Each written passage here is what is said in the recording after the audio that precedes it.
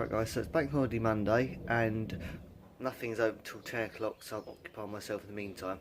I've got managed to get hold of a nice cheap pair of brand new shock absorbers for the tin.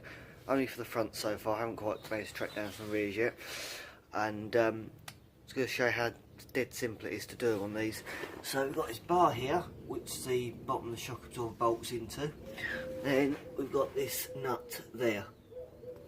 And that is all it is. You don't have to take the spring out or anything like that. You just drop that bottom bar, two 13mm nuts under the top nut. It comes straight out.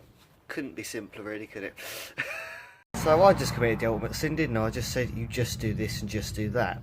Well, luckily the bottom was just undo those two nuts. On the top, however, I tried to undo the nut, and what happened?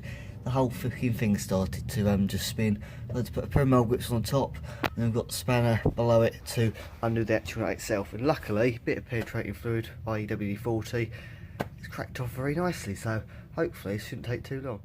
We're doing well. We've got the lower one attached, and the top one is now nice and loose as well. It took a little bit more effort than I had planned, but it's all off now. A pair of mole grips and a 14 span, and eventually you get the nut just to the end of the thread and it decides to nicely turn easily.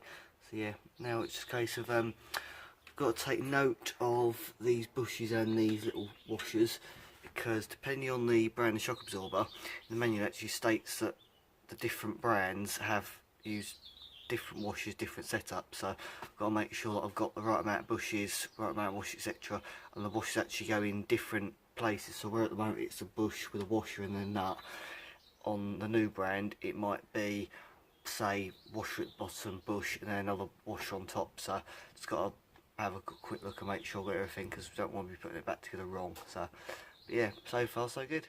So the new shock absorber is in place. I've just got to tighten everything up.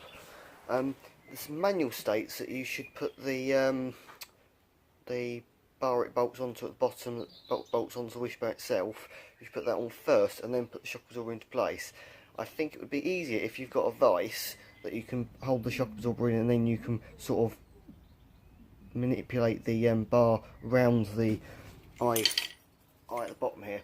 So what I've actually done is put it into place loosely, and then I've fighted with the bar underneath, and voila, it's back in. I've just got to put the nut back on and tighten it back up. What I'm going to do is, because obviously you don't want it to come loose, haven't got any nylock of that size, so what I'm going to do is put a bit of Loctite on. Does the same job, so anti-vibration. So yeah, and the brand of shock absorber that I got hold of wasn't actually one that was listed in the manual at all, but what I did discover was that the all the bushing, etc., on it is exactly the same as what came off, so I've just put it back on as it was found. So it's the safest bet if you ask me. So yeah, nice easy job, taking a little while, but obviously when you do a first job it never goes as smoothly as someone who's got experience, so hopefully the second side is going to be a bit quicker. But yeah, it's going to hopefully shop up a bit more.